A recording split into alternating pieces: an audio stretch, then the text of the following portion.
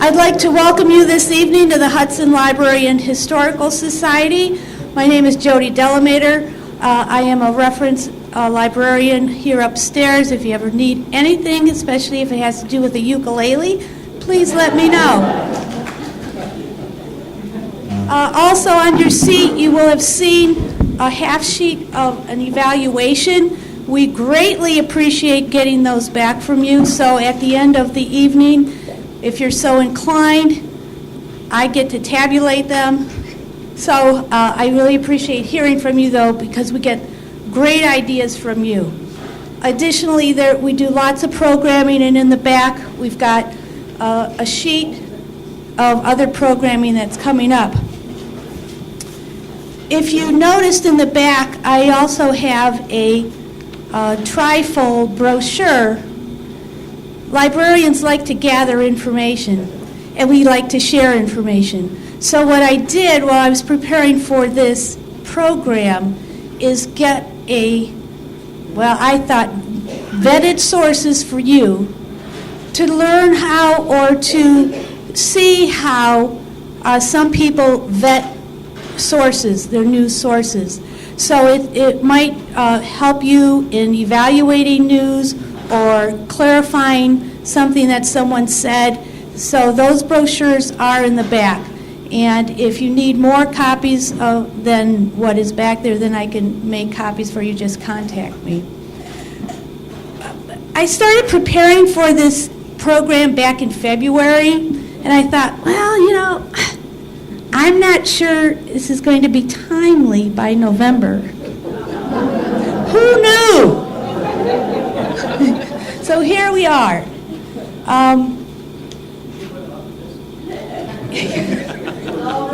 Yes, the librarians have a lot of power. But back in February, the first person I thought of to help me with this organization and with this dialogue was Doug Oplinger. I've worked with Doug and known him for quite a few years, but he, after leaving the Beacon Journal after 45 years, is now part of a Big Brain organization, and he's lending his big brain to us, and he's going to get this dialogue going right now.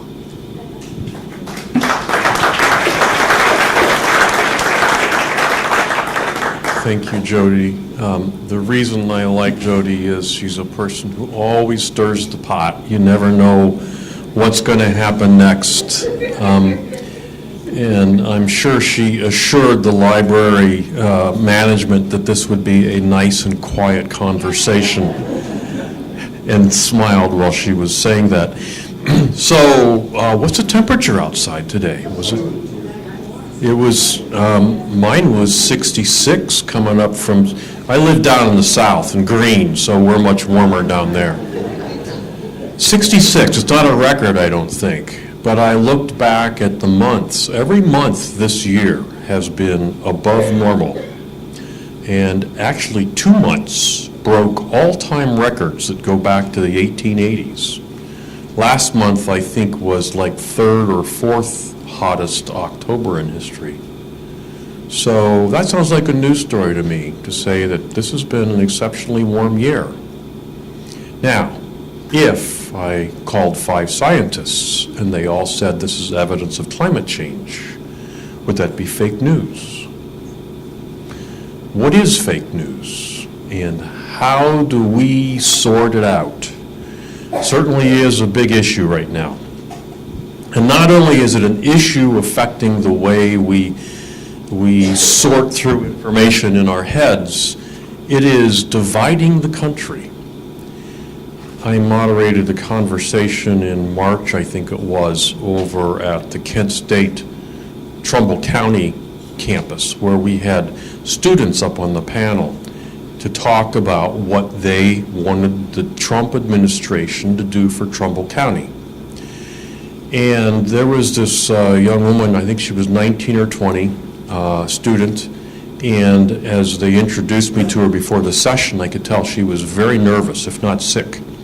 She disappeared. I understand she went to the restroom and may have thrown up, and she was very nervous about being on this panel. And as we were talking, I could tell, what is going on with her? And so finally we got to the idea of, is there division in the country with President Trump? And she said, this was my first year to vote for president. And I couldn't, because my family is so divided. I couldn't tell anybody how I voted. She said, my mother and my uncle would post things on Facebook and make the family so angry, and they would yell at each other. I could hear my mom yelling in the other room. We had to cancel the family reunion because the family was so divided over this election. So there is something really serious going on in this country, and there are lots of things at play. And the reason we're here tonight is to discuss one of them. I was down at the Kettering Foundation last week, which is an organization that studies the role of citizens in democracy, what gets us involved, how do we make good things happen in democracy. And two of the best researchers in the country, John Doble and Rich Harwood, were there. And they both gave reports on what they are seeing in American democracy. And both of their reports were chilling. John Doble said that we're spiraling in a direction that I don't know we can get out of. He said that people are so afraid. And he said, we posed a question after conversations. Given the choice between fixing the most important issue in your life or learning how to get along with other people, what would you choose? And they said, I want to know how to get along with other people. This is the issue. Once we do that, we can solve anything. Rich Harwood said that we have gotten to the point that we now say we need to respect one another. He said that's not good enough. Respect is something you earn. Every person in the room, every person in the world needs to be dignified as a human being. No matter what they think, what their role is in life, they deserve human dignity. So, as we have this conversation tonight, there's going to be a lot of different opinions, and I am going to ask you to be involved. I haven't introduced the panel yet. We'll get to them. I'm going to ask them to weigh in as regular people just like you, and to also offer some of their expert observations so that hopefully we all learn some things. But I am going to ask you to help me out. It's important that we understand the diversity of voices. Nobody is wrong in the way that they synthesize information. You have your own life experiences. So I ask you, be honest, and let's give everyone human dignity. So as I think about how we gather information on a daily basis, information that you need to just run your daily life, what kinds of things do you look for and where do you find it? Anything. My own experience in life. Your own experience? If you need something in the morning, what do you look at? The crawl, news crawl on Good Morning America. Okay. That gives you a digest, right? What else? What do you look for? Internet, You go to the internet, and what kinds of things are you looking for in the morning? updates on anything. Updates on anything. Anybody just get up in the morning and look at the weather? Yeah. Oh, you have, okay, all right. So there's a lot of information out there and lots of different things that we need. And I do look at the weather, and then sometimes I'll look at, okay, what are the foreign markets doing? And how many of you look at Twitter just to see what somebody has tweeted? No? This is not a Twitter crowd? Okay, so when you look at Twitter, is any other social media also?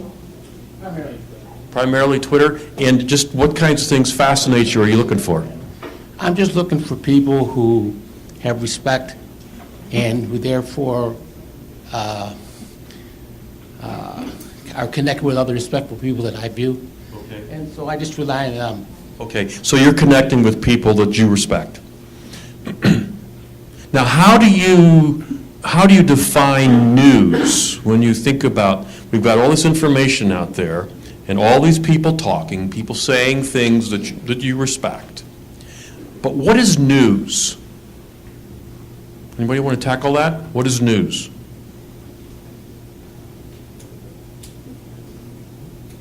Yes. I would just simply say something I haven't learned before. Okay. So I said about the same thing, something you didn't know before. something you didn't know before. Yep. A window on the world. Window in the world. Anybody else want to say that again? Factual. Anybody else have any words you want to add to that? Yes. A change. A change. Current event. Current events. Anything else? Information beyond the headlines. Information beyond the headlines. I saw a hand. Anything else? Yes. I think of it as information that permits me to participate and engage more actively in a more informed fashion in my society and world. To empower. Yeah. Engage me in participating Yeah. and engaging. Okay, to participate, engage in society, democracy. Oh, God bless America.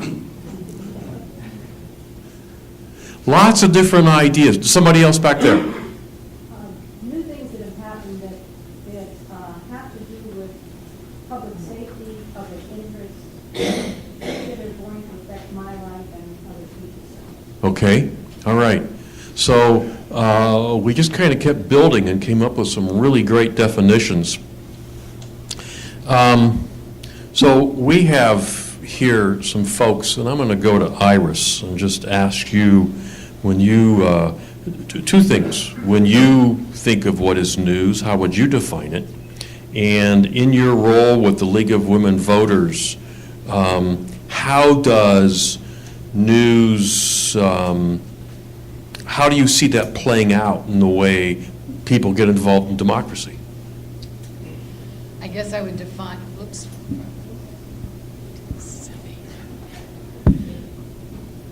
I guess I would define news as the provision of accurate information, primarily looking at current events or concerning current events. And I'm the one non-news person up here, so I feel pretty inadequate at answering that question. In terms of my role with the League, or the League's role vis-a-vis news, accurate, factual, timely news is critical for the League of Women Voters to do its job, to do its work, which is engaging voters and informing voters. So if we don't have accurate information, we can't provide that accuracy to the community. Okay. So Jody, we had people talk about, just write some thoughts about news. What are a few things that you saw up there that struck you? News is biased. News is a factual, it is not a PR campaign. News is full of drama. News is very repetitious. News is more believable than politicians. News stands for now, events, when, successful information. News has become little quick bites, rapid fire delivery snippets, and someone asked about is news fact-checking. They're looking for truth no matter if it offends the right or the left. That's what they want news to be. Window on the world, fascinating, scary, what now, NPR, urgent.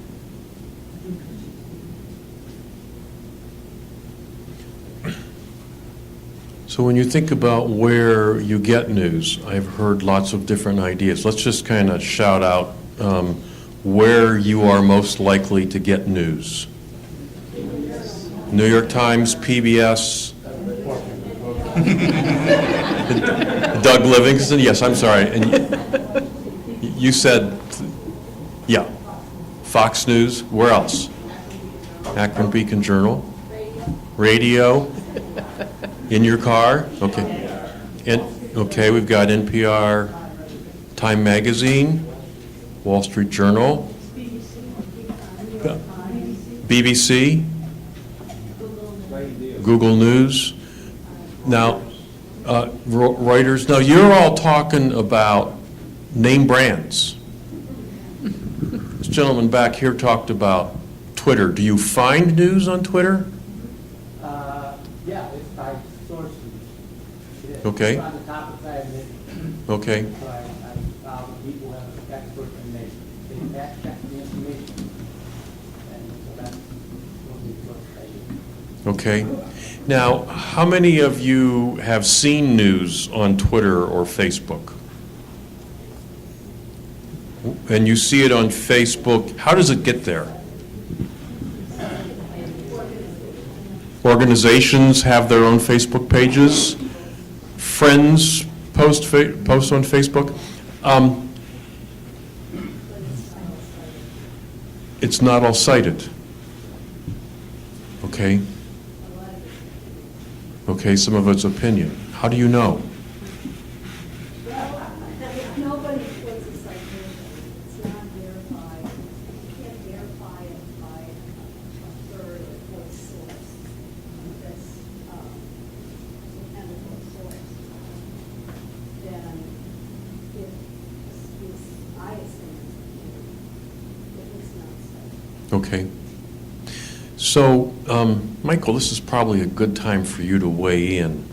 I think this crowd is not as prone to finding news on Facebook as some other crowds. Can you talk a little bit about Michael is a professor at Kent State University, more on the research side, I think, than on the instruction? You do both? Okay. Tell us a little bit about where you get your news and also what you're finding about Americans and how they are gathering news today. Sure. I get my news primarily from the internet. I go to many of the sources that were just said by the audience here. I use a news aggregation service called NewsBlur that I can aggregate news from different sources. And then I also use social media, and in my car I'm often listening to news for radio. I study news, so I'm a bit of a news junkie myself. My research on news exposure and how people get news shows that while there's a rise in people using the internet for news, most people don't use the internet for news, even though about half, roughly, of Americans during this election campaign came across news on Facebook or Twitter. The average person said they use social media for news less than a few times a month. So it's really not, even though it's growing, it's not the main place. The main place people get news is TV and interpersonal discussion. So people's friends, you probably have a friend, if you're not a news junkie, you probably have a friend that is, and that's the friend you hear the news from. Even though the internet has provided us with access to every news station in the universe, or on the planet, it also gives us access to all things that aren't news and every type of information that isn't news. So for people, which is 4 out of 5 people in the US who don't care that much about news, they spend their time elsewhere, not on news. So people are reading news less because they can be busy in other ways.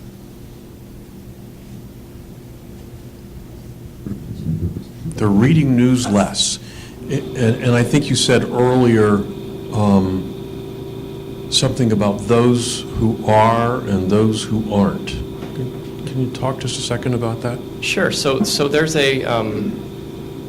a small section of the public who are really engaged in news and politics.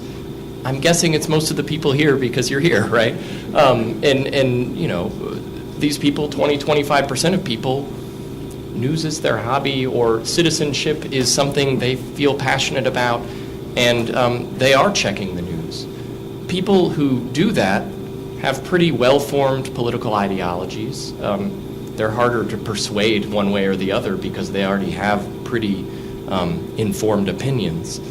But then the people who aren't those people are people who find it a lot easier today than they did 25 years ago to just totally tune out and disengage, especially because the people who are so highly engaged are so much more polarized than they used to be.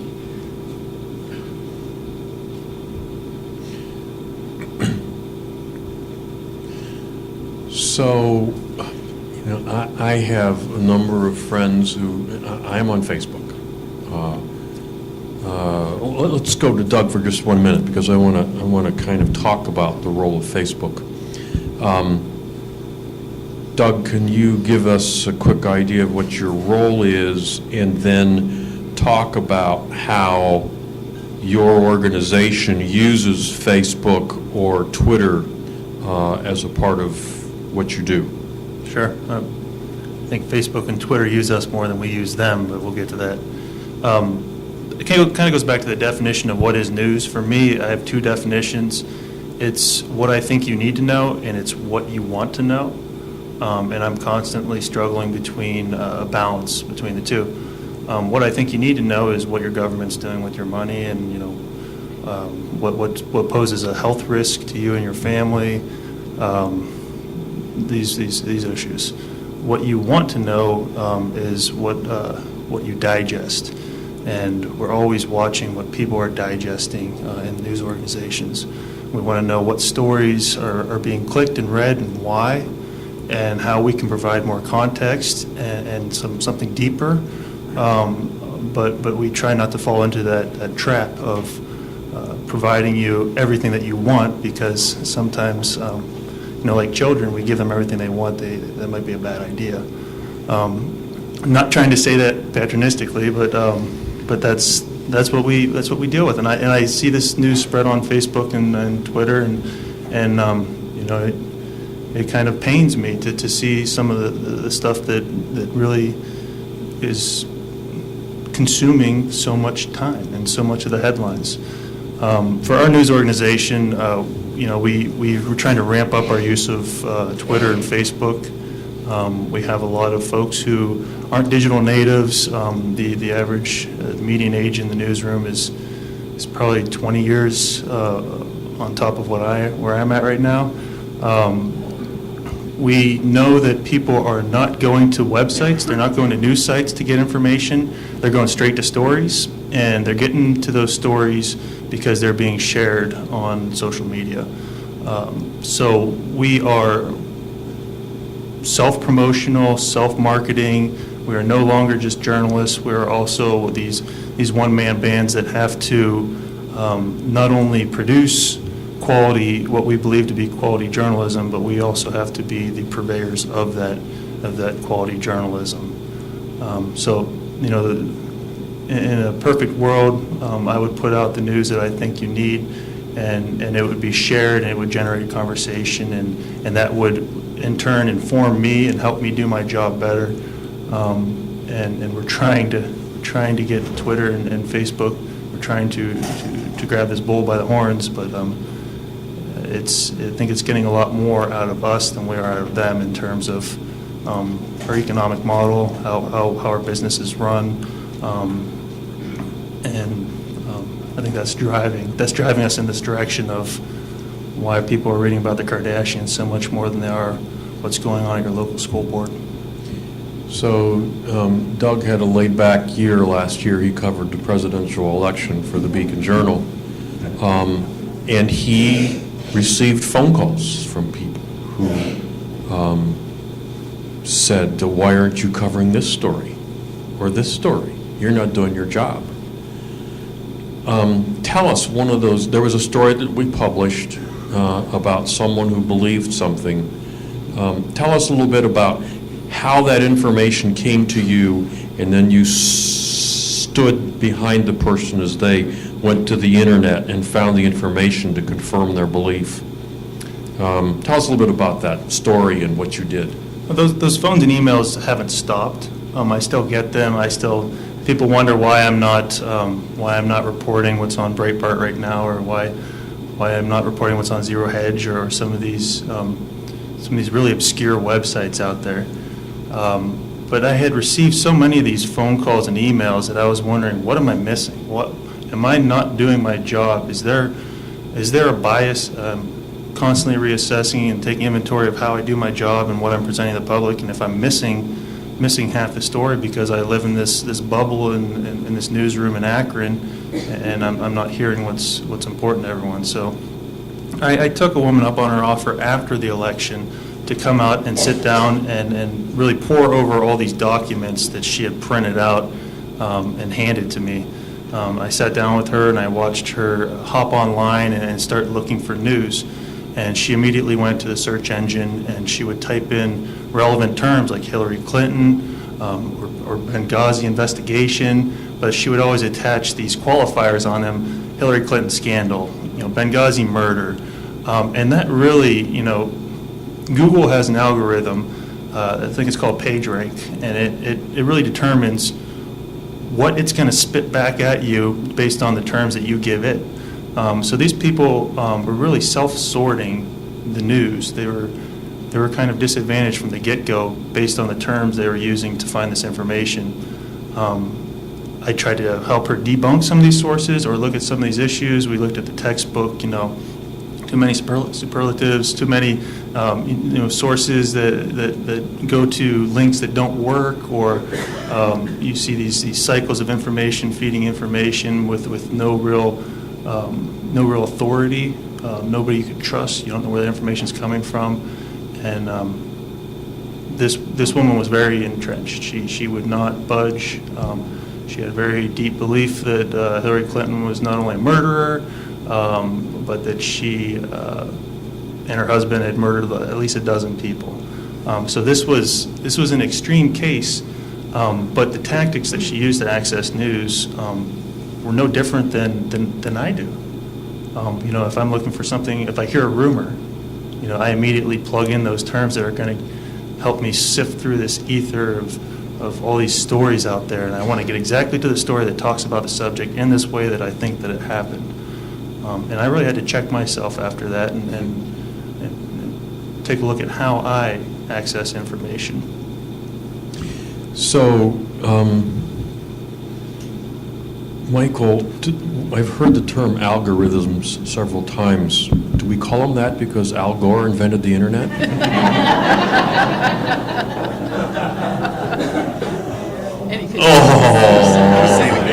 Sorry. You've been saving that joke. I have been. I have been looking for an opportunity. I'm not sure you found it. Yes. So when I know a doctor, a medical doctor, good friend, and he and I have kind of debated politics. I never had any idea how much he disliked the news media until we became friends on Facebook. And every day, that's now. Last fall, he was picking and choosing. And he posted one last fall about finally a reporter who's reporting the truth. And it's a TV person, and he's talking about all this stuff about Russia. It's static. Don't pay any attention to this. It's the liberals trying to shift the conversation. And as I'm listening to this, I saw it on his Facebook, I listened to it, and I stopped and I had two questions as I was thinking about it. First of all, it's a local TV station, I forget where it was not a major market. And I'm thinking, why is a local TV station person taking the time to talk about don't pay attention to this stuff about Russia? The other thing was he was standing in front of a U.S. map that looked like it was a weather map, but they didn't have the weather stuff on it. What is going on? There's something not right with this. And his name is across the bottom, so I looked it up. And this person had just joined this TV station. His previous employer was Russian television. And I thought, well, isn't that interesting? I did not take the time to look up whether or not the TV station was real, which I wish I had done. And afterward, I went back to the doctor's Facebook page and said, this guy's from Russian television, and then went back again because I thought I should check to see if the TV station is real. It was gone. So I don't know what happened. What makes people vulnerable to repeating information that may be questionable or may be wrong? It's confirmation bias. Confirmation bias? Yeah, they fix their books and they won't. So- And they won't repeat it. Yes, sir. P.T. Barnum said it. There's a sucker born every minute. There's a sucker born every minute. Now, let's make sure we're going both directions here. You repeat the same line enough, people start believing it. You repeat the same line enough, people believe it. So let's go back to the confirmation bias for a minute. If I'm on Facebook every night, Mitch talked, well, are you on, Iris, are you on Facebook? Yes. Okay, you talk to us for a minute about this. So you have friends that have Facebook accounts. Are they, what kinds of things are they going to post? And because they're your friends, what kind of digest of news are you likely to see from them? Probably things about healthcare, which was my field previous to retirement. Stuff about criminal justice. Things about voting, politics. And that's just eliminating the cute cat pictures, which I tend to skip over pretty quickly.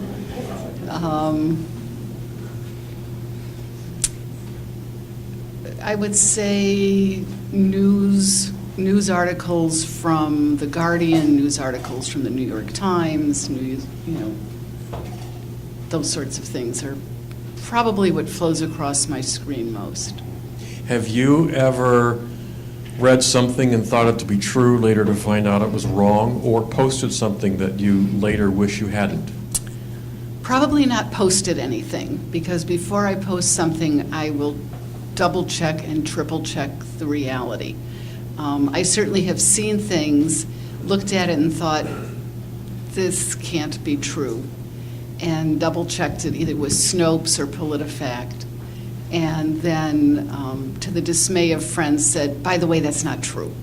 So I think I remember something sucking me in, but I don't remember what it was, and it was long enough for me to go, oh, that's awful, and then go, I'm not sure about this, and it wasn't real, but I can't recall what it was.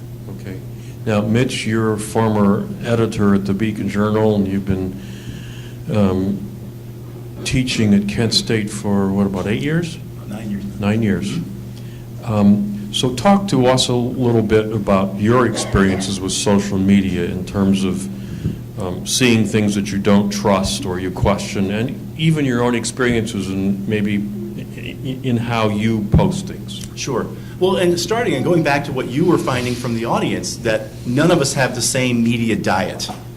And that was probably always true, but now they are so varied.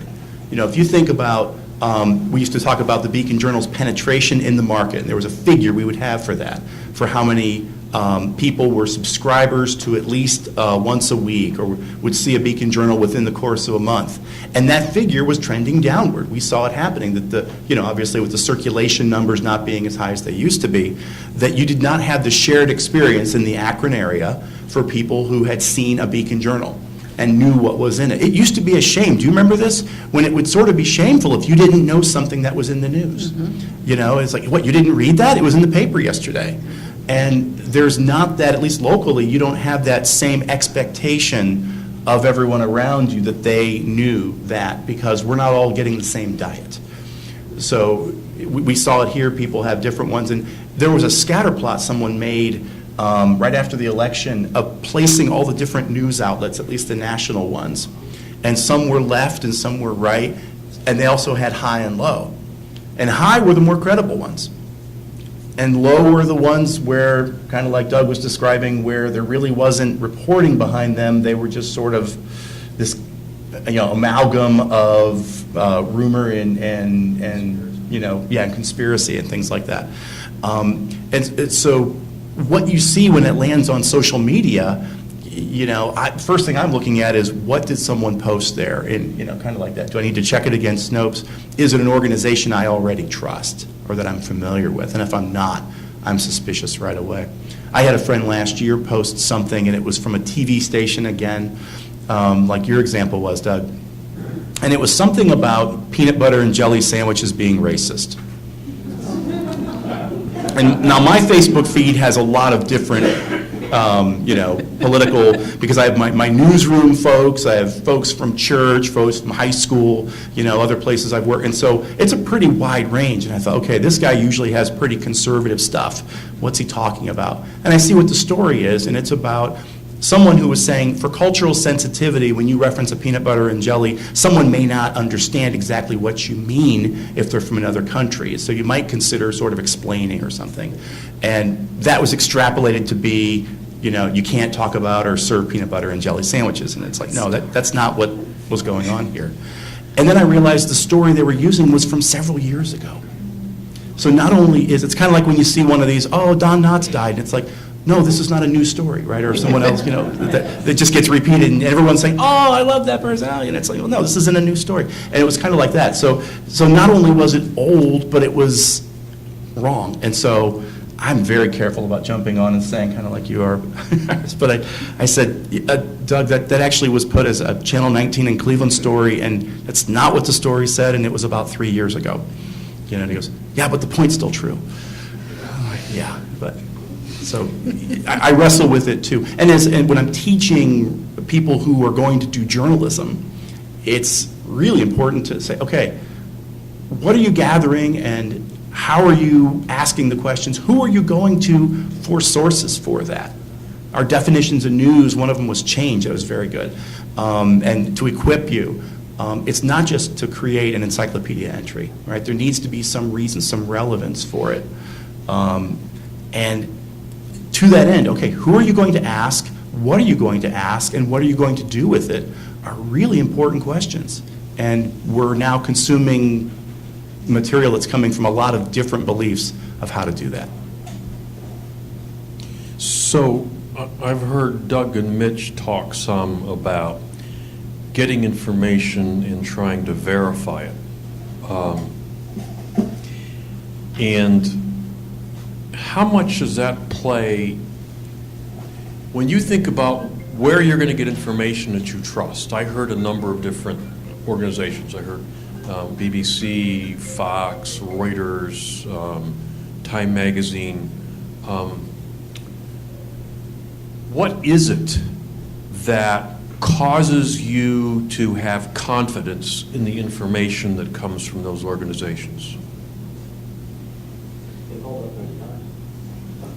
They hold up over time? Reputation, identify sources. They identify sources. The reporter. Somebody said something over here. Reputation. Okay, talk to me a little bit about reputation. When you say the word reputation, what kinds of things give people or organizations different reputations? What your experience with what they have reported in the past. Okay. How reliable were they? Okay. If they were, everybody believes Walter Cronkite. Everybody believed Walter Cronkite. Who's Walter Cronkite? I'll send you a link. I have heard that over and over. I wish we could go back to the days of Walter Cronkite and who were some of the other ones? Brinkley, Huntley. Yeah. Edward Arm. Whoa! I think I was born then. Yes, sir. It seems somewhere, I'd like to know if you agree with this or not.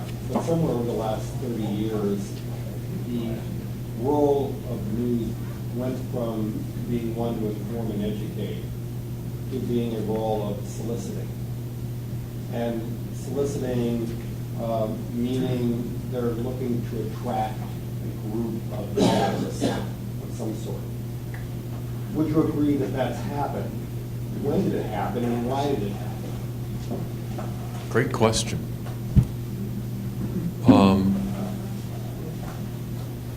Panel, mind if I take a shot at that? And it kind of goes to our reverence for Walter Cronkite. There were these people who just, in the 50s and 60s, television is fairly new, and here are these faces who pull off their glasses and talk to us about what's important in life, and put their glasses back on and say, and that's the way it is. But you know what? They were not covering some issues such as civil rights, Vietnam War. They were letting some things slide. How easily could John F. Kennedy have survived with his personal lifestyle today? It would have been very different, wouldn't it? So in those days, there were very few sources of news. And because there were few sources, that's where people turned. More importantly, because advertisers had fewer places to reach the millions of Americans, they all spent their money in Akron on the Akron Beacon Journal. If they needed national, they went to CBS or, the major networks, and there were only 3. So for the news media, life was good. We made lots and lots of money. But as the news media started to segment, 2 things happened. Our audience became segmented, and our revenue stream became challenged. Did you know that in the newspaper business, that $1 a week or whatever it was that you paid for only 20% of the total cost of producing that newspaper? You paid for the actual paper and the ink. The cost of all the people and all the trucks to deliver it and all the wire services was paid for by the advertisers, 80% of it. When advertisers were able to go to the internet, our revenue model tanked. Ours is not so much a loss of readers, it's a loss of a business model that came from advertisers. That's the same for all media. So you are right that news media then had to compete because the number of people they had reading them or watching their broadcasts was critical to keeping those advertisers. So you're right. And that's why when Doug Livingston writes a story now, he doesn't rely on the people on our circulation department to sell subscriptions completely. He has to be his own circulation department by then going to Facebook and Twitter and posting links to his stories and some piece of information that gets people thinking about the story. So Doug is now part of the Beacon Journal circulation department. And you see all the news media have social media operations that try to push their stories. Now, there was something said about headlines. Headlines have always been important to attract people in. But we'll go back to Al Gore and his rhythms. There are certain words that grab people's attention, or certain phrases. And am I right on this? about the algorithms. Tell us something about how headlines on stories play a role in attracting people from your research. Well, I'm guessing most of you are familiar with the term clickbait, this idea of a title that gives you a little bit of information, you want more, then you click on it, right? And there have been several companies that have made their whole business model creating stories that have these headlines that are prone to go viral. And when we think about the role of algorithms in not just news, but all information that we get, you look at the top 10 companies by market capitalization in the world, and you've got Google, you've got Facebook, you've got Microsoft, and all of these companies are making their revenue primarily through, at least with Google and Facebook, through advertising, just like newspapers used to. And what they did so well was figure out how to make computers, through these algorithms, give people the information that they want easily. That's why Google's search engine works so well, and Facebook as a social news feed works so well. So when news has to compete inside an information world that is driven by algorithms where, like the PageRank algorithm that Doug mentioned, where the things that are most popular move up in rank to show up on your social media news feed or to show up on your search results, then you have to pivot to be able to get your foot in the door by having a news title that is going to attract attention, yet there's some push and pull there, and the journalists here can talk about that, about doing that in an ethical way. Okay, so are there ways besides writing a headline that I can get my story to move up? Sure, you can pay for it. You can pay for it? Okay, you can pay for it. Are there any games you can play to try to get a story to move higher? You can link to reputable sources in your story. You can... Algorithms weigh the credibility of your story, and if you're linking to a bunk news site, then it's going to bump it down in the list. But conversely, links to you matter, right? And so the PageRank algorithm that Google made was actually, it was done by a couple grad students who realized that they were grad students in academia. Our sort of currency is how many people cite your work. And they realized that, hey, the way to find the news or the information that people want is to find out how many people link to them, right? So if you can get people who are reputable to link to you, you're going to move up. But that becomes a cat and mouse game, because then an army of robots create false links to you to try to game the system, and then they have to figure out how to get past that and only get real links in. Well, isn't that interesting? So let's think about that for a minute. Doug, it takes you forever to do a story.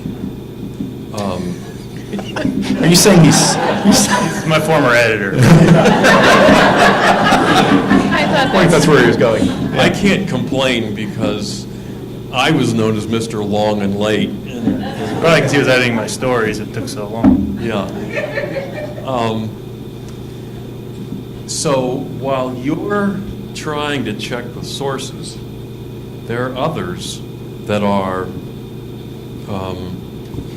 creating this information that is misleading.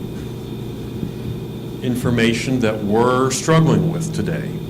And there are many young people who don't go to BBC or NPR, but their news feed is on their phone. What's the one that young people use? Snapchat? No. What'd you say? No. Well, BuzzFeed's one of them, but there's another one. Instagram. Well, all these. Okay. WhatsApp. We're getting. That's the issue.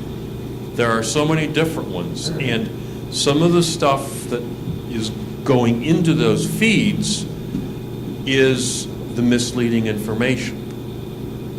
So we've been talking about the challenges that we have in sorting through this and our friends, and we've talked about how our special interests kind of become the focus of our social media news feed. Let's talk about the people who make the stuff to try to mislead us. What is the purpose? And it started before the Russians. Money, power, influence, they want to win. When I was managing editor, there was a person who used a made-up name, and he trolled everybody. And he never said anything nice. He was always right, but he was a jerk about it. And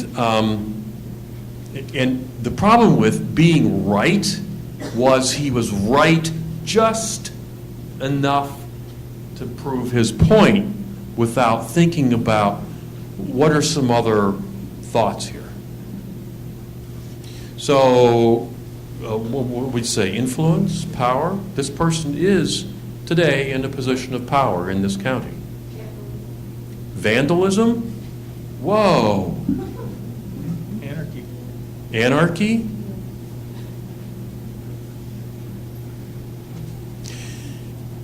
Let's think about that word anarchy.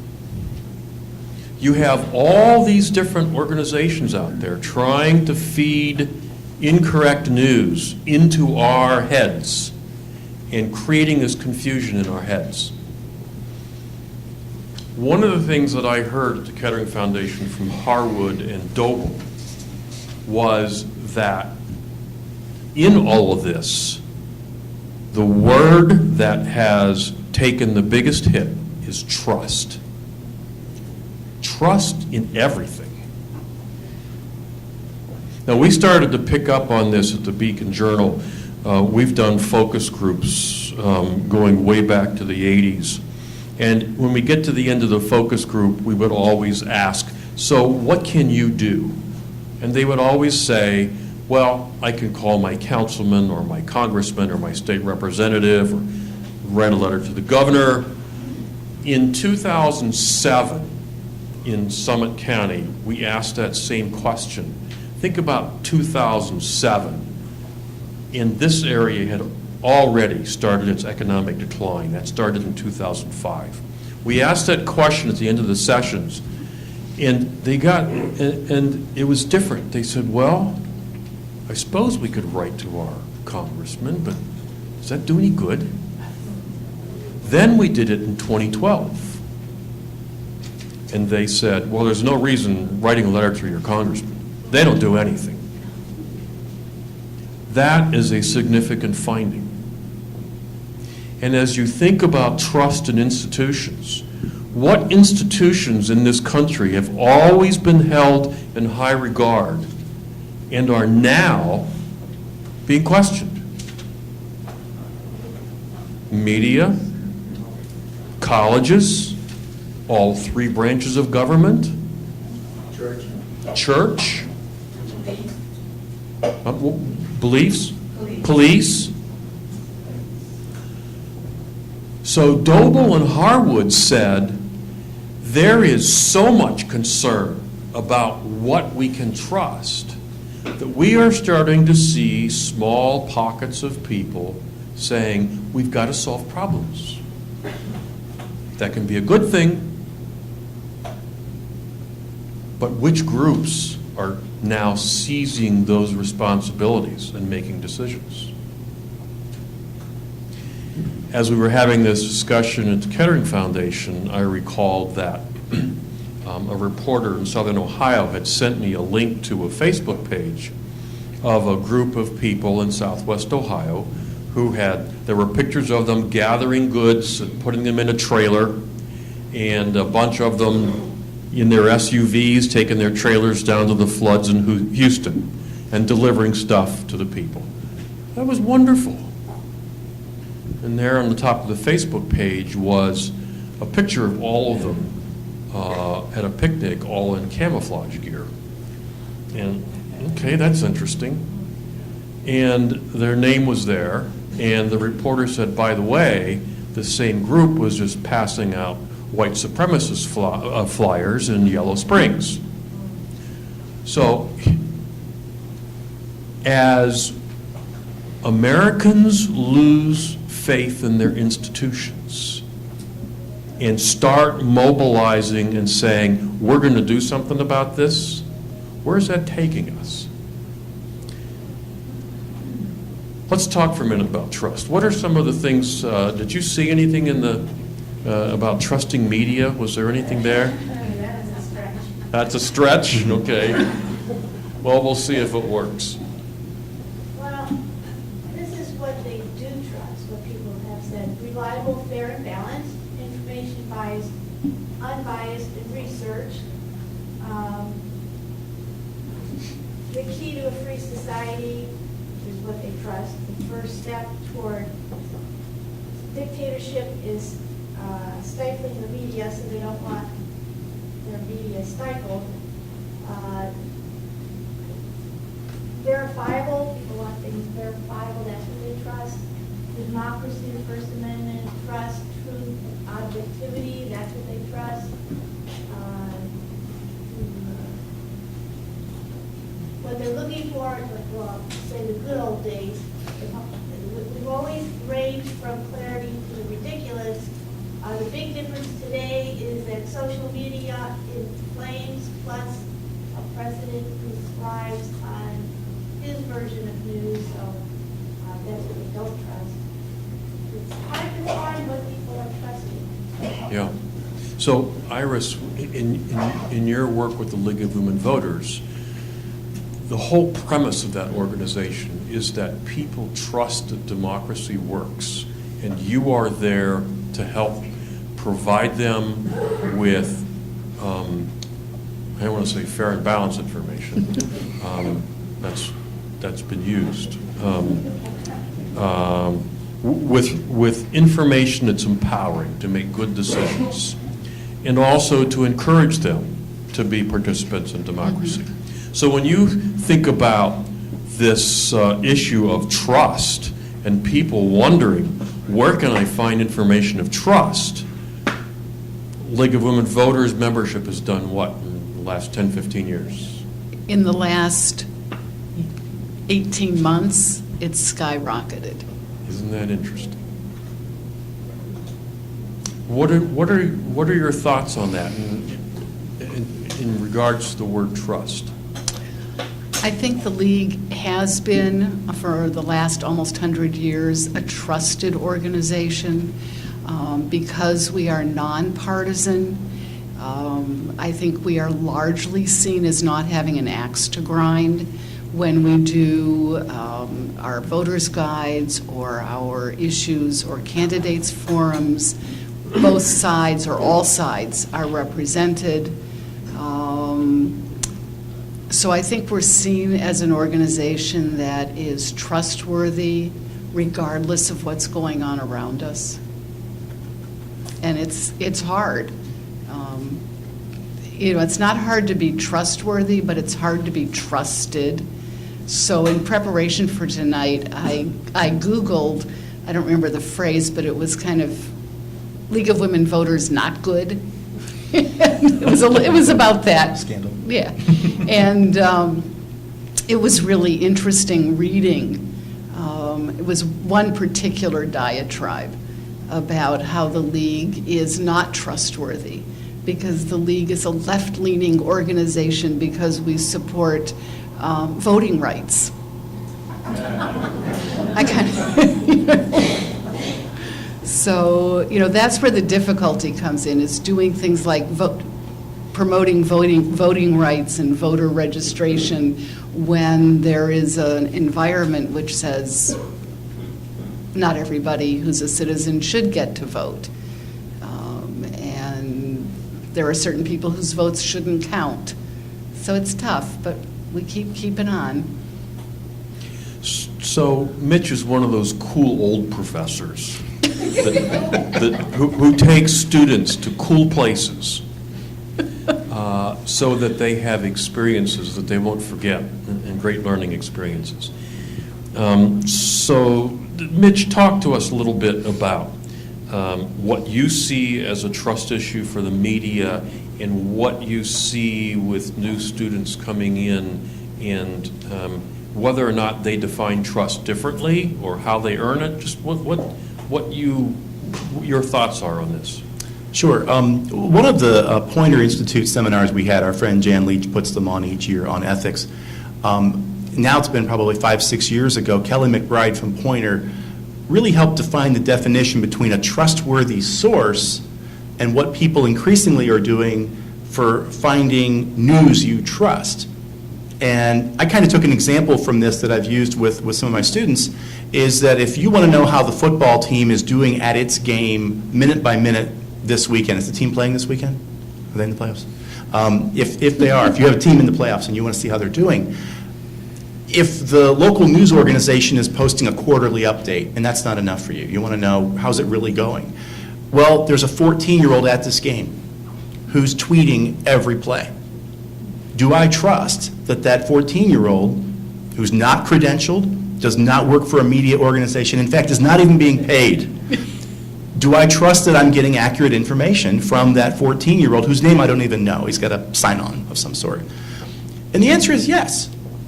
I probably would. I might not publish it. I might not, share it widely that they won or they lost without reading some other sources. But that, to that user, is valuable because it's someone in a position who should know, who maybe I've seen those tweets before at previous games, and I'm confident that watching that or reading that set of notes in Twitter is accurate. So almost supplanting what the local news organization or anyone else may be doing on that, you have news that you can trust there. But it's interesting because going back many years, we've always had people who would look through coverage and look for evidence of left or right in it. And so to the extent that I trust something I see posted by someone who has credibility with me, at the same rate, we look at credentialed news organizations and question, are you pulling it a little bit to the left or a little bit to the right based on an ideology or even an unconscious, just because of my own worldview, I didn't think to ask a question that someone of a different political interest would ask. And so we, as you think about the paragraph counters, did you ever have those, Doug? Who actually said, well, you gave the other side 7 paragraphs, you gave our side 5. And Doug says, yes, but I also included a quote from your side, and that sort. Well, yeah, but I counted up the words. People do this, on certain hot issues. And, I think there's a real challenge in when you're the incumbent and a credentialed media, you're still going to be suspect, even if you're doing your job well. And I've had people ask, well, but yeah, really, aren't they? I said, in a professional newsroom, no, because we have this check and balance of each other. The editors in the news meeting saying, well, did we talk to so-and-so for this story? Doug, I'm sure you've had people come back within an afternoon and said, is your story going to have this? Did you address this in it? And trying to make sure that we've done a professional job so you can't be, vulnerable to, well, look at what they did. Of course they did. Look at what their ideology is. I just want to add real quick. Sometimes the longer we hold on to information as journalists, the more we sow this perception of mistrust. So when that 14-year-old's tweeting in real time, or you're Facebook living an event, people don't care about the context so much anymore as much as they care about the immediacy of something happening, and this idea that there is an unfiltered way to see the world, and that any information that is processed is no good. And so I think that kind of feeds into the distrust about how we do our jobs and how we've traditionally done our jobs, which is let's stop, get the context, make sure the facts are right, double check them, triple check them, corroborate that facts with somebody else, and that may take a couple days. But people wonder what's the end product you're giving me, and how have you changed the world that you saw? And in fact, you've probably had to ask some hard questions in there One of my colleagues, Carl Eisvo, talks about how we should not be human microphone stands. Journalists should not. You have a bigger role than just taking what people said and putting it out there. You need to clarify, you need to ask follow-up questions, you need to even be framing the story in such a way that it's clear what's going on so that you're informed before you make a decision. But all of that is some form of managing that interview or that information, and I think you're always going to be vulnerable to some attack that you framed it in a way that doesn't agree with what I think you should have done. There were times when people would call and say, you have Hillary Clinton in 3 columns, top quarter of the page, and Donald Trump is on A5. Well, that's because Hillary Clinton was in Akron yesterday, but still, she's a crook, and there's no arguing. But we can say, now, Donald Trump was in Akron 2 weeks ago, and if you want, I'll send you a photocopy of the page. It was 3 columns, top left. Same size picture. Our news editor went to that detail to make sure that when presidential candidates came to Akron, Ohio, they all had the same treatment. It didn't matter.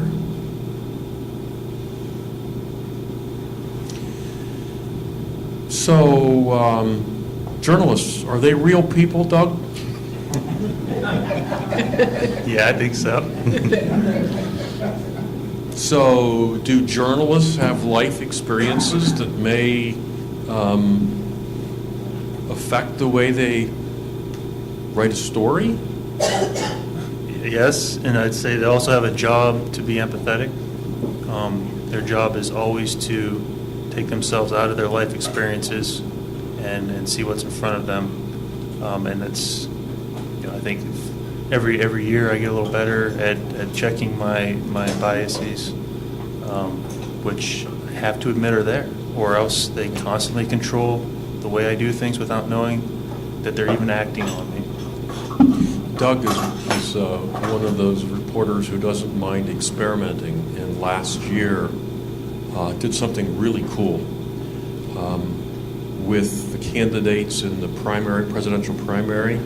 He would bring in groups of people who were for a particular candidate and just pose some questions to them and let them talk about the reasons they liked that candidate and what they thought of the other candidates, and he wrote them.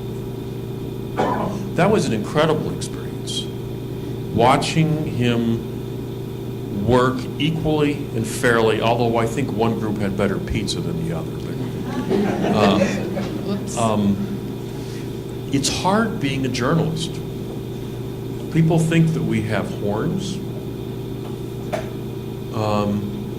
I'll never forget how 7 years ago, I think it was, I picked up the phone and an elderly gentleman said, "You don't care." And I said, "I don't care about what?" He said, 5 more died. I said, 5 more died where? He said, in Iraq and Afghanistan. That should be on page 1. And I said, "Well, sir, we're not from our area. If they're from our area, they are on page 1. I did look at those." He said, "It doesn't matter. These are soldiers dying. They should be on page 1 every day." And about this time, I am beginning to lose my composure. And I said, "Sir, we need to end this conversation." And he said, "No, it's because you don't care." And I said, "No, we need to stop the conversation. I can't handle this." And he just kept going. And I said, "Well, I need to tell you right now that my son is in the Army and he's in Afghanistan in the mountains. I do care."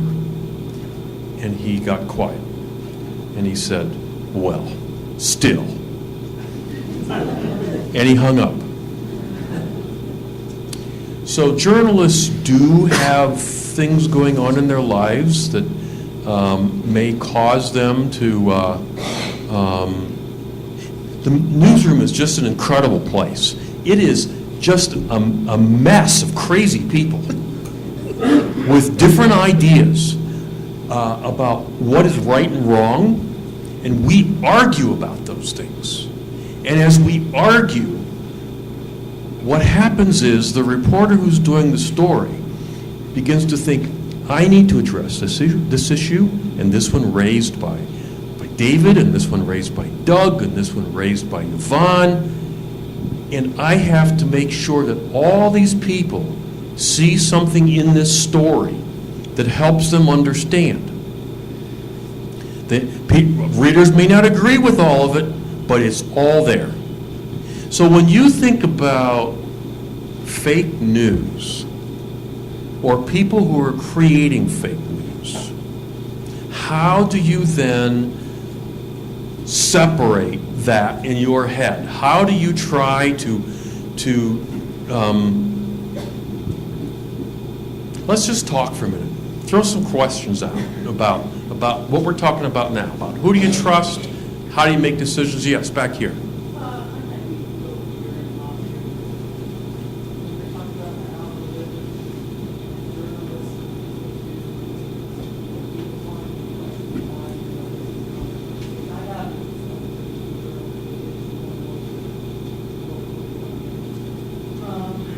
And I'm someone who tries to watch Fox, CNN.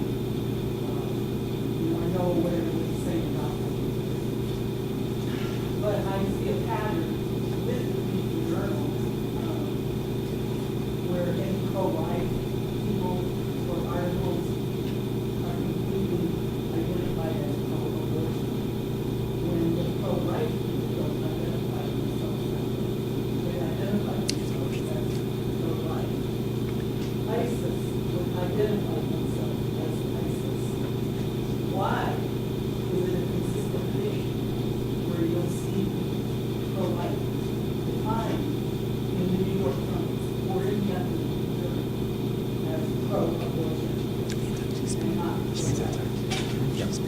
Why, when I read an article in the journal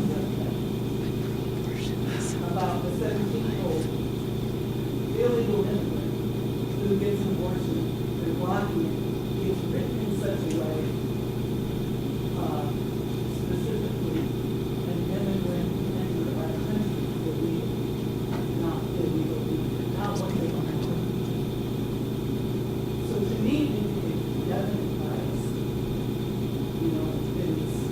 It's not like a joke. We're calling up about this, and you really do need to listen, and it comes down to like, what is right and what is wrong, what is true and what is false. That seems to be like the problem, is people have differences on that. You're getting to a great issue that we fight about. Is that an algorithm thing where No. if No. you got to put pro-abortion, to draw young people, to draw black, to draw It's not. It is an attempt to be accurate in our descriptions. And this is a big issue.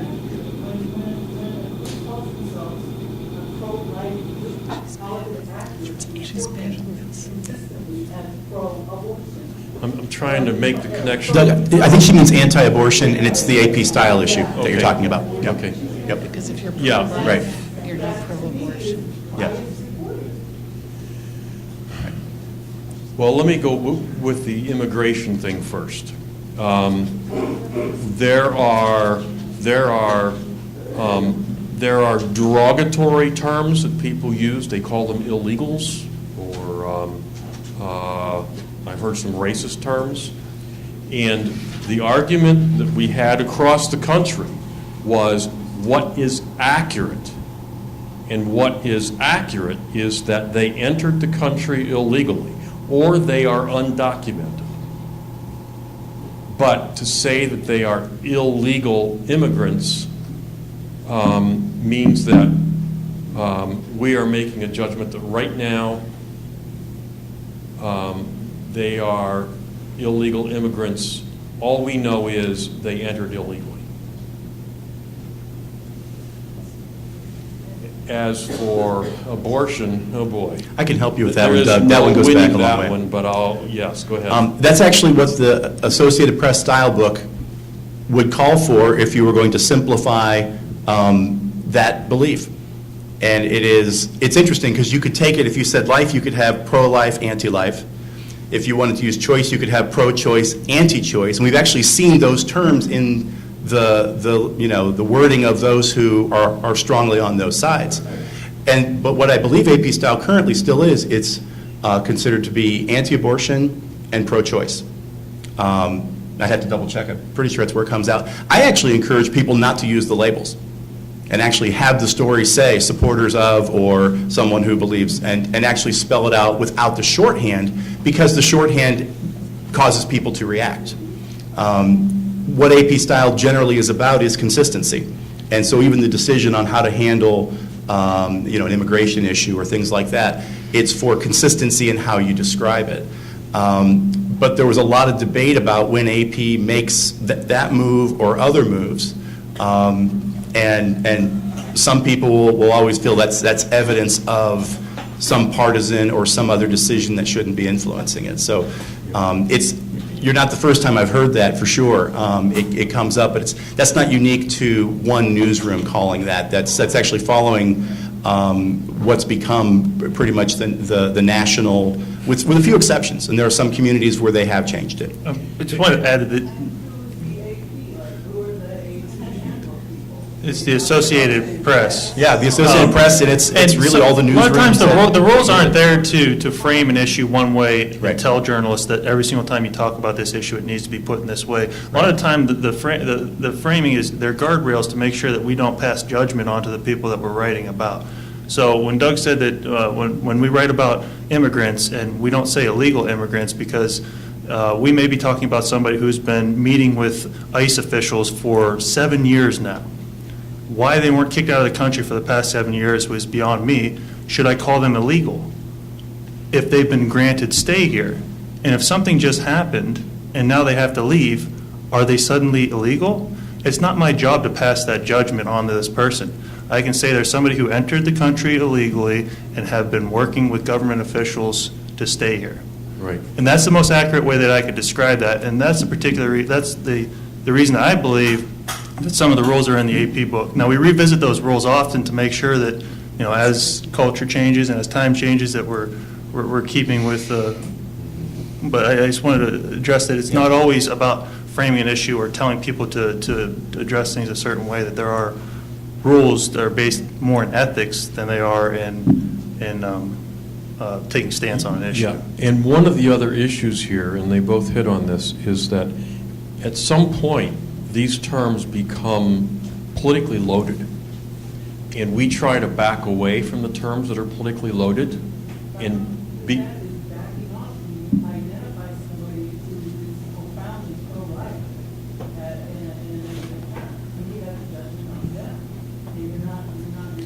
So you're saying that people who are opposed to abortion have been called pro-abortion? No. They want to be identified as pro-life. Okay. They do not want to be identified as anti-abortion. You're putting it in negative terms when they are profoundly for something, not profoundly against something. And there will be people who will argue that using that term doesn't... I'm thinking about the addiction issue right now. There has been an argument about how do you describe people struggling with addiction. Are they addicts? Do they have mental health issues? Are they physically ill? And the Associated Press and all the people involved have decided that when we say someone is struggling with heroin, we say they are struggling with addiction. We will not say they are addicts, because it has come to the point that being an addict has taken on a term that is a political hot button. There are people who have, when they hear the word addict, it suddenly changes the conversation. The abortion issue, we are never going to solve this, except for one thing. I think we all agree that it would be great if there were none. How do we solve that? I'm not trying to throw that out, but what my question is the journalistic aspect of how you report it. I'm not trying to hear, are you pro-life, pro-choice? I'm not here to do that. I'm questioning how you portray them in the newspaper. That's all the journalistic definition, the A-Time Handbook or the New York Times Sports. I'm not, you know. We're not going to resolve this. So, I'm an addict, you would say, probably, I'm an addict. You know, the person said, I don't want to be journalist. and does this play in who you trust in terms of providing information? Absolutely. Okay, I figured it did. Okay, couple comments here. Could we get back to what is supposed to be the subject, fake news, which is a term President Trump is using, and maybe its history, or how journalists might deal with it, and hear from our panelists? Okay, I do want to point out that she has a point, that when journalists use terms that people don't like, that immediately goes to the trust issue, right? I mean, you said that raises concerns about who you're going to trust. Yeah. So she's got a point, and that's something that we need to recognize here. All right, so fake news. What else do we want to talk about? What other questions do you have? Yes. I think you're preaching to the choir here, because I look at this audience, I think they're mature people, they're well-educated people. And the ones I worry about are my kids and my grandkids. They don't watch the TV news, they don't read the newspapers. They said, why? It's old news by the time we get it. They want immediate, they want someone on the scene. I don't see newspapers. If I had a kid, I would not ask them to major in journalism. I'm sorry, I just don't see that next generation as reading a paper that comes to their house or on the computer. There must be other ways to get the news and how you define news that is accurate and it is not fake. And I wondered if your panel, have you ever gone into high schools and done the same thing with high schoolers? I see one young man here. Are there any other kids here? They're the generation. So, Michael, you want to talk a little bit about what you think is the trend, whether or not we'll be reading newspapers someday, and how people,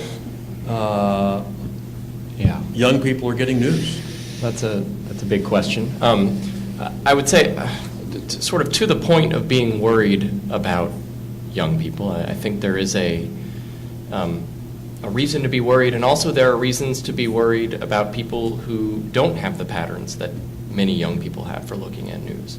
When we look at who is susceptible to misinformation, we actually find that people who rely on fewer sources of news are more susceptible to believing things that are not true. And in thinking about how partisan many mainstream news, I'm thinking especially here of Fox News and MSNBC, the rise of cable partisan news. It's actually the people who rely on a single one of those cable news channels as their primary source of news are typically much older. And when we look at young people and how they get their news, there's its own set of problems, but generally they're sort of letting the news find them through social media feeds. And there are issues with that. But young people are far more likely than older people to be looking at multiple sources and multiple perspectives of news. And older people are more likely to just be viewing more biased partisan news. What's your source for that? How do you know young people look at a lot of sources? So People look at few sources. we have many methods to look at that. So we have observational data where we can log and track people. Both these are sort of methods that Nielsen uses, or the companies that track circulation of newspapers use. We have self-report data through surveys. We also have experimental data where we take people in a lab. And before we can make any claims as social scientists, as researchers on news, we have to take multiple methods to understand them. But this research is well underway, and what I'm saying has been replicated across different samples and different types of data gathering consistently. Again, the problem with relying on the news finding me, there are some problems with that, but one of the problems is not getting news at all. And that's a different problem than just getting biased news. And when we're talking about news, the way we get political news, there's a big difference between the way we get local news, which, we're talking about the Akron Beacon Journal. We have to rely on our local news gathering organizations to learn about what's happening in our local counties and our local cities. But when we go to the level of national politics, the number of news organizations that dominate that are very few, because we're not looking at our local newspapers for that news. We're turning to Fox or MSNBC or Breitbart or Huffington Post, and that's got its whole other set of issues. Doug, if I could jump in on the issue, though, of will there be newspapers, I tend to not focus on the question of the printed newspapers. Right. If you figure that about half the audience for newspapers right now is coming to it through a device, right, and particularly on mobile, is at least where we are right now. 10 years ago, it looked very different. Where will we be in 10 years? Will we see every newspaper printing as many as they are today 10 years from now? No, I can't imagine we will be. Will some of them go away? Maybe. We've seen some do that already. Most markets still have one. But that's where the majority of the serious reporting going on for those communities is. So the delivery model, I tend to not want to worry as much about will it be on paper, but will they be doing serious journalism that answers hard questions about the community or about the politics or that. And to the point about should people still study journalism, there are actually more jobs now. They're just not in the same kind of places. The careers that you had, I had, others, Doug, would not look the same today, right? We won't work for a couple of newspapers, go from a smaller market to a bigger one, and that's it. You might be working at BuzzFeed, which has a news operation with more than 100 people. You might be working at other places that don't have a printed product. And the question is, are they able to monetize that work enough to do serious work, serious journalism, and still help democracy that way? Right. So we're getting close to time here, and there are probably some questions, but I think we need to wrap up. I'm going to do a couple things real quick. This week in the investigative hearings, Senator Richard Burr, a Republican from North Carolina, offered this information about the complexity of fake news. He said there was a Russian-controlled Facebook group that called itself Heart of Texas. And this group was a pro-secession group that pushed for Texas seceding from the United States. And they leaned on the image of the state as a land of guns and barbecue, and they had hundreds of followers on their Facebook account. One of their items that they posted was that there would be a noon rally on May 21st last year to stop the Islamification of Texas. And, with that many followers, there are people seeing this rally. There is a separate Russian-sponsored Facebook page called United Muslims of America. And they said, we're going to have a Save Islamic Knowledge rally, same day, May 21st, 2016, same location. Both Facebook groups have separate followers. The separate followers see this and say, well, I'm going to go to that. I believe in that. Facebook pages created outside of our country, managed outside of our country, on that day, protesters organized by the two groups showed up on Travis Street in downtown Houston, a scene that appeared on its face to be a protest and a counter-protest. Interactions between the groups eventually escalated into confrontation. So that's fake something, and it was manipulated by people who have an interest of dismembering our country. So the question is, there was a question about, what about our young people? After I left the Beacon Journal, I'm traveling the state, meeting with news organizations all over. And our collaborative has taken on 2 tasks. The first one is, how do we report differently the opioid crisis so that we can turn it around? We recognize that we have lost your trust.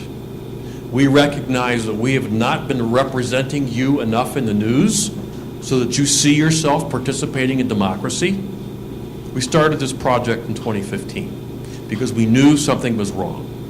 And we did research, and we started changing the way we did journalism in 2016. We got to the election, and we had done some things that we tested. You probably didn't see it, but we had done some things that we tested.